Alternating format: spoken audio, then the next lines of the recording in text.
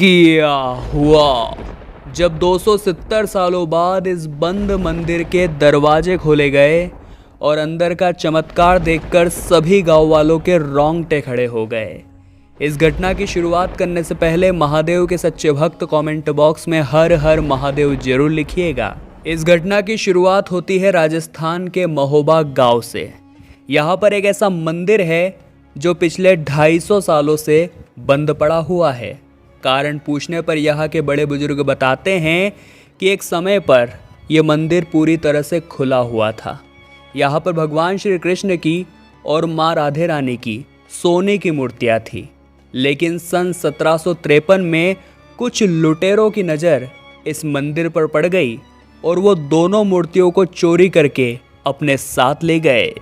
उसके बाद इस मंदिर के पुजारी ने यह शपथ ली कि जब तक वो दोनों मूर्तियां इस मंदिर में पुनर्स्थापित नहीं हो जाती तब तक इस मंदिर को बंद रखा जाएगा।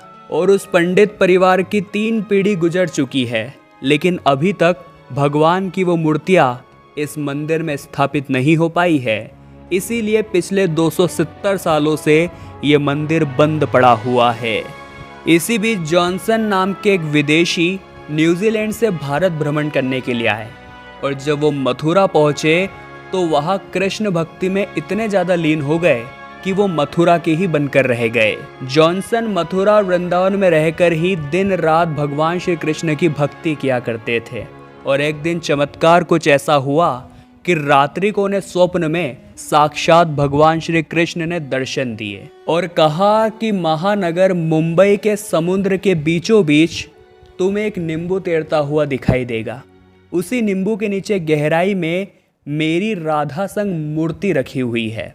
उन दोनों मूर्तियों को वहां से बाहर निकालो और राजस्थान के महोबा गांव में लेकर जाओ।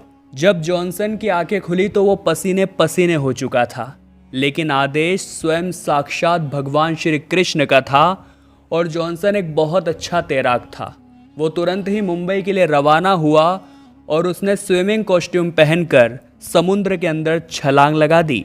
मुंबई का वो महासमुद्र बहुत ही विशाल है, उसमें एक छोटे से नींबू को ढूंढना ये बहुत बड़ा काम था। लेकिन जॉनसन को भगवान श्री कृष्ण की भक्ति पर भरोसा था कि वो उसे राह जरूर दिखाएंगे। और चमत्कार कुछ ऐसा हुआ कि थोड़ी दूरी पर तैराकी करने के बाद ही उसे सामने एक नींबू तैरता हुआ दिखाई दिया। वो जब गहराई में गया तो उसे वहाँ पर भगवान श्री कृष्ण और राधे रानी की सोने की मूर्तियाँ प्राप्त हुई और भगवान श्री कृष्ण के आदेश अनुसार वे उन्हें ले करके राजस्थान के महोबा गांव पहुंच गया। महोबा गांव के गांव वासियों ने जब उन दोनों सोने की मूर्तियों को देखा तो वे धन्य धन्य हो गए। वहाँ के बुजुर्गों का कहना था ये वही 2 मूर्तियाँ हैं जो सन 1753 में इस मंदिर से चोरी हो गई थी। जिसके बाद पंडित परिवार की 3री पीढ़ी ने 270 सालों बाद महोबा गांव के उस मंदिर का दरवाज़ा खोला और अंदर नज़ारा चौंकाने वाला था, क्योंकि इतने सालों तक मंदिर बंद था फिर भी अंदर पूरी तरह से साफ सफाई हो गई थी। शायद भगवान स्वयं अपने घर में आने का इंतजार कर रहे थे। जिसके बाद पूरी तरह से प्राण प्रतिष्ठा करके दोनों मूर्तियों को पुनः मंदिर के अंदर प्रतिस्थापित किया गया। गांव के सभी रहवासी जॉनसन का शुक्रिया अदा कर रहे थे, लेकिन उसका कहना था ये तो भगवान श्री कृष्ण का ही आदेश था। लेकिन सभी के मन में यही सवाल उठ रहा था कि लुटेरे इन दोनों मूर्तियों को चुरा कर ले गए थे तो आखिर ये मुंबई के समुद्र के बीच में कैसे पाई गई।